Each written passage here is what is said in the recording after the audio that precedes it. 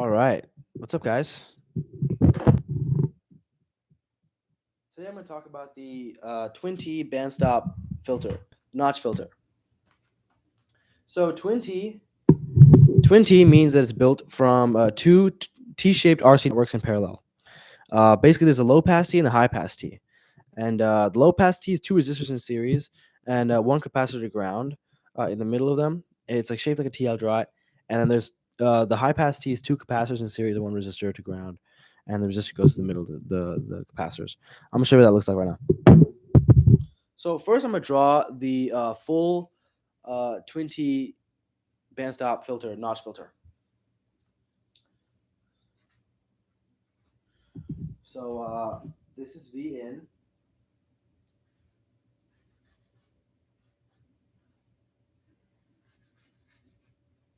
And this is V out.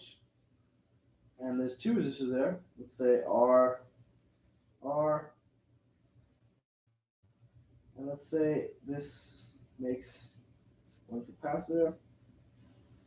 This makes one capacitor. Okay. Now this has, and this has.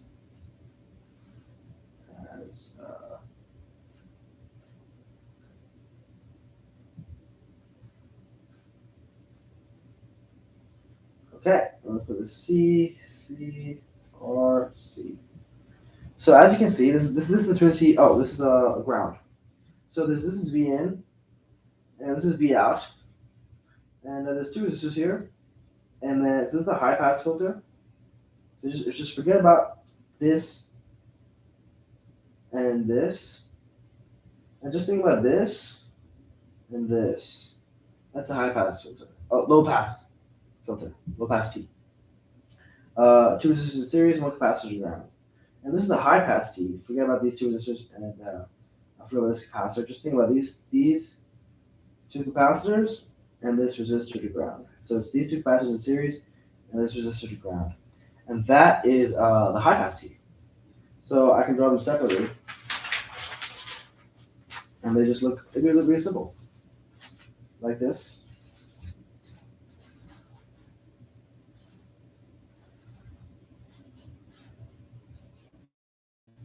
Like that. That's a low pass T. Or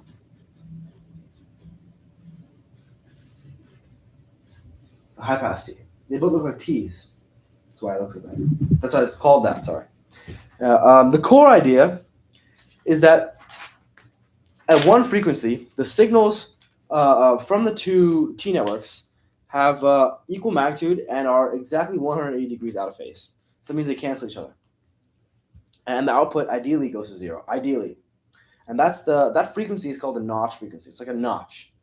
Yeah, so it looks like this. It'll look like, the wave graph will look like that. Like there's like a little notch right there.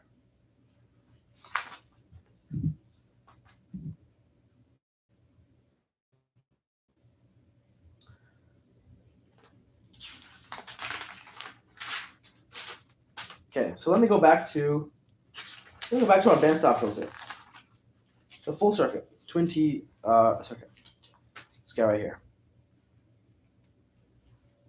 Now, in order to do I want to do an analysis, and I want to get essentially, I want to get V out over V in, and that is the gain. Let me just go double check that's the gain. Is V out over V in the gain? V in gain? Question mark.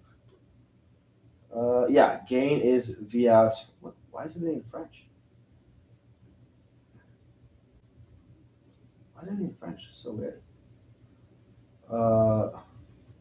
What is gain formula? How is it in French? It's so weird. Yes, okay, looks like it's V out over V in. So gain is V out over V in. And what is gain like? I mean, gain is V out over V in. It's how much it's the ratio of like the output voltage to input voltage. So it's like, what did the circuit do to V in that makes V out? That's why it's so important.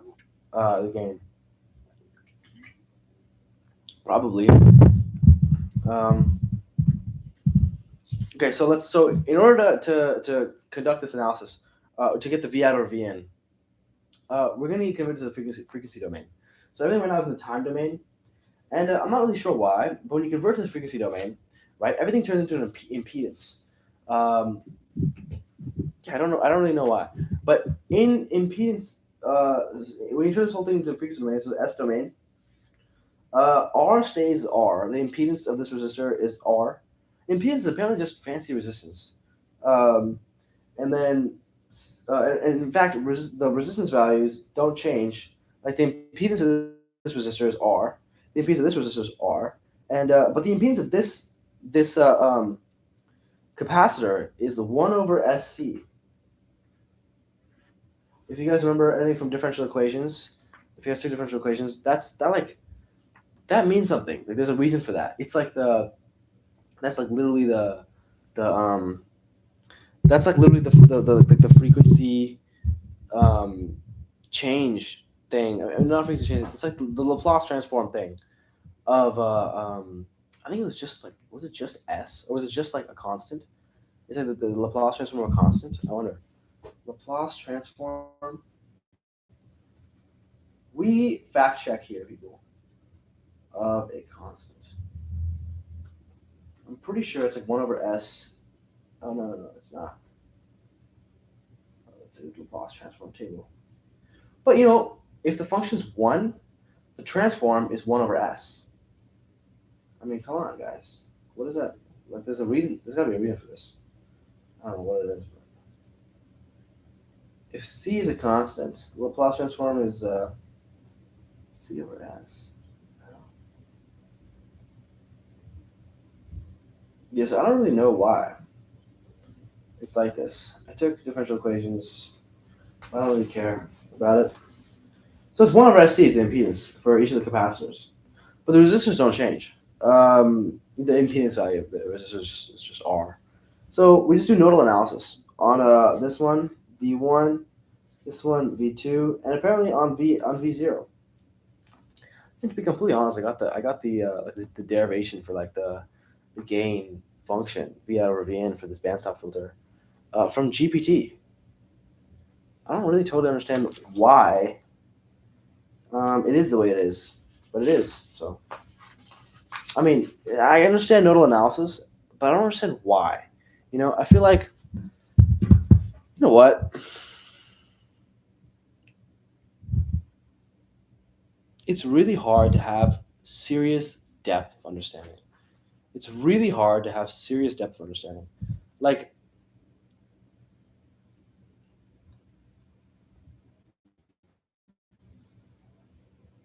a lot of the videos and a lot of the minds that I encounter are discussing processes. Everyone's so process focused. And that's kind of what I'm doing. I'm like the preacher that's not practicing what he preaches, but like I'm just telling you that, like, for example, this is the case. Why? I don't know. I didn't like do my quote unquote homework because the homework is kind of boring. I got to be motivated in order to do the quote unquote homework, like to do um, all the research into why does nodal analysis work? I mean, I get it's nodal analysis it's just KCL. It's just like the fact that like all the current into a node equals the current out of it. That's why you can do, like, for example, this V1, like we can do nodal analysis for this node and just say V1 minus Vn over R plus, like, if we just say the current is like this, and this, KCL, Kirchhoff's current law, or Kirchhoff or whatever, Kirchhoff's current law basically states that all the current going into a node is equal to out of it. So if this is I1, this is I2, and this is I3, then I1 plus I2 equals I3. That's all it is. I1 plus I2 equals I3. Something like conservation of current or something. And so basically we can say is V1 minus Vn, or yeah, you can probably say V minus minus v1, v in minus v1 over r. That'd be current, right? The difference, the this is that's the potential difference across the resistor divided by r. It's the current. Um, yeah, and then add that with like the impedance of this 1/SC thing. We're talking about impedances here. We're doing nodal analysis, like instead of resistance values, we're using impedances. And then you'd use like instead of you treat the capacitor like a resistor with an impedance in no and like from the nodal analysis of the time domain. Like basically, all this like I guess what was my point was that I know the rule kind of that's generally like this whole what I'm teaching. I'm just talking about not teaching anything. I'm just talking about nodal analysis and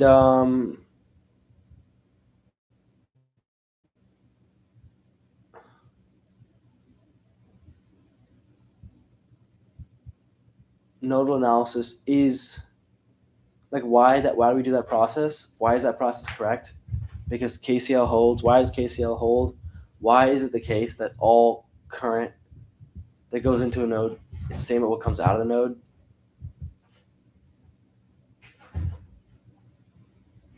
I don't know that.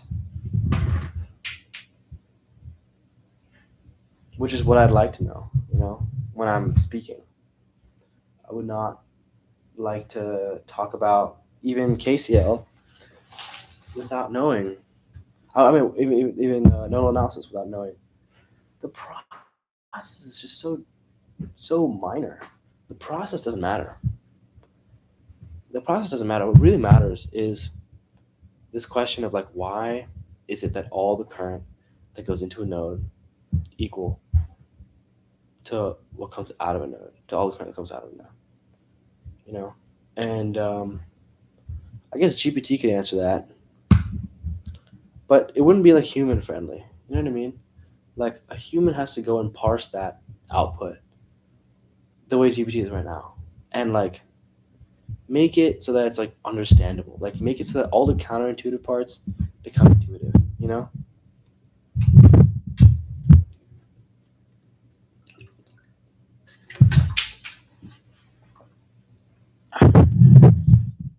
I guess people might think like Richie, you came here to talk about the bandstop filter. Yeah. Basically, you just do nodal analysis on V1, V2, Vn, V out, and then you get V1 in terms of Vn and V out from the nodal analysis V1, and then you get V2 in terms of Vn and V out from nodal analysis in V2, and then you plug in V1 and V2 into the V out nodal analysis equation, and then you just put V out on one side and V in on the other side. It's just algebra from there, and algebra is just yeah. Again, pretty dumb, pretty processy. Yeah, so that's kind of how you do it, and you're gonna get an equation for the gain of the filter, which is apparently the most important. When you think about a filter, right? It's something doing something to a signal. So I bet gain is really important as a value. This V out of V in equation is probably really important. That's why it's important because like, hey, it's a filter, so it's this thing circuit doing something to V in, producing V out. What is it doing? I mean, that's described by the gain. You multiply the gain to V in, you get V out. I wonder what units gain is in. I'm thinking decibels for some reason, but the voltage over voltage is just nothing. It's a ratio, right? 1. So just be no units. Just be a ratio, unitless thing. Okay. I could talk about like all kinds. I feel like I'm really good at picking up processes and learning the process, but I want to know why. And honestly, I feel uncomfortable talking about the process without even knowing whatever it is that like the process is derived from. The process is like this emergent thing that's like a consequence of like a fundamental thing, like there's probably something. There's a reason why all the current that goes into a node is equal to the current comes out of a node. And one thing I'm really interested in is laws and constants. Like I don't like. I'm so curious about this the concept of constants. How is it that any one thing can be constant? Like the gravitational constant, big G, or the speed of light. It's so interesting. It's like these like strict bounds.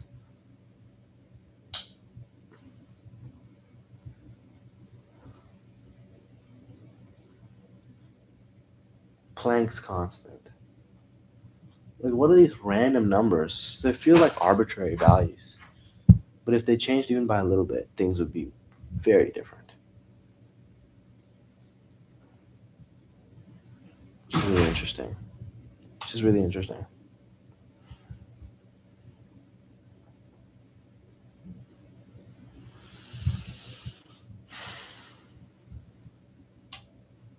I also wanted to talk about graph neural networks. Um, graph convolutional neural networks. So graph data is like this. Um, you have like a social network. You have like nodes. You have a person. This is me, and then it's connected to someone else, like in a social network. Like maybe think Facebook, right? Maybe Facebook likely definitely stores um, their social network data in a graph. Nodes and these are edges. So this is a node and this is an edge. That's a node and that's an edge, right? And this edge might be like we're friends, or this edge might be I've blocked this person. This edge just describes the relationship between the two nodes, and then the node is like the thing. A lot of different things you can model as a node. Like in networking, in like servers, you can model like a server as a node, and then maybe the edge would be like I don't know, like I'm sending data downstream to this other node, or like maybe I don't know, we have my server and this, or maybe it's a server to a storage. Storage is a node, and server is a node, and the relationship is like I'm sending data and receiving data from this guy. Um, yeah. So um, you can have a big graph,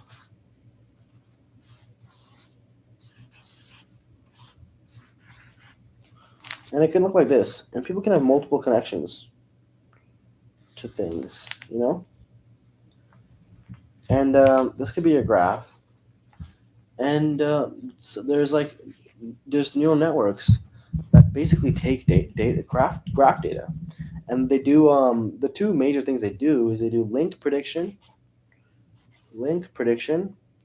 and node classification. So link prediction and node classification. I mean, it sort of speaks for itself. Like um, the neural network in an ideal scenario would be able to like if this edge is unknown for some reason, maybe the neural network could be trained to like predict what that link could be, should be, would be. And then this node classifications thing is like based on like you know based on all these, based on this thing being connected to this thing being connected to this thing being connected to this, maybe we can guess what this node is. Like maybe this node is like in a social network, maybe this node is a woman who is a teacher, or maybe the node is class because like they have like a link to like another teacher who's also a woman. Or maybe they have like 50 of those links. So maybe it's the case that this woman is that this node is a woman and a teacher in a social network. Or maybe it's the case that it's a man and a veteran because there's like 50 man veterans nodes linked to this node. And also, it seems that all the 50 man veteran nodes are linked to each other.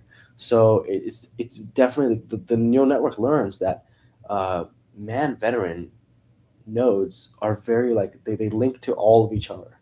So like it makes sense. So if there's another node that's unknown and is linked to that network of man veteran nodes, then that's got to be a man veteran too. Is the link the node classification problem? So basically, like, how does it work? I I'm kind of speaking on a high level, but I'm going to talk about graph convolutional networks. This is a type of neural network that takes in graph data, does like node classification, and probably link prediction too, but just node classification for sure, and does it with like convolutional methods. So convolution is like basically like a pixel takes all the pixels around it, and then like and then like sums it up. Well, I mean, the graph convolution network is like a pretty like downgraded version of a graph. Attention transformer or something, or like graph attention network or whatever. The GAT is like the king because it's like prioritizes some links are like more important than other links. Like if I had like not talked to my friend, this is one node for like 10 years, but I talked to one person like a lot, that node matters more. That link and that node matters more in determining what I am as a node than like the guy I haven't talked to for 10 years in terms of a social network, which is the example. So the attention one is just to prioritize, like gives everyone an attention score. But the convolutional network idea is basically like you basically just take like the weight the values of all these guys, you like sum them up, and then like you put them through. You apply like your weights, multiply them by your weights. I think you put into a matrix first or something like that. There's some sort of a equation. There's like h something, and then there's like a some sort of a like a transformer matrix, like some sort of identity matrix or something, whatever diagonal. I don't know, something that like transforms the matrix, and then you multiply it by like I don't know. And the point is you can do like the point is like there's like one layer, second layer, third layer, and that corresponds to like this is one connection. So this is one, and this is like second connections, and that's like two, and this is like the third connections. That's like the three or something, and then you can predict like that. So, and in the end, you get a value for what this thing is. So I guess that's a pretty convoluted explanation of a convolutional network. Super tired. I'm gonna turn in. Was a pretty enjoyable video to make. I doubt it would be a pretty enjoyable video to watch. That's one thing about I want to say about most of the things I produce are enjoyable for me to make and not that enjoyable for other people to consume. So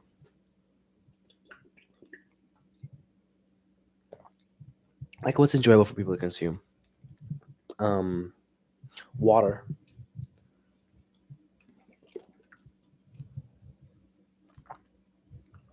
But like something entertaining, something funny, and if it's informative like this, which is not, it's like it should be informative. This is like not that informative because I'm just like just as confused as everyone else. So maybe that's part of the charm of the channel. You know, I'm not even really here to like make this channel grow or anything. I'm sort of just chilling, hanging out, making videos because I can. But anyway, deuces. Bye, guys. Let me go ahead and cancel the stream, end the stream. Yeah.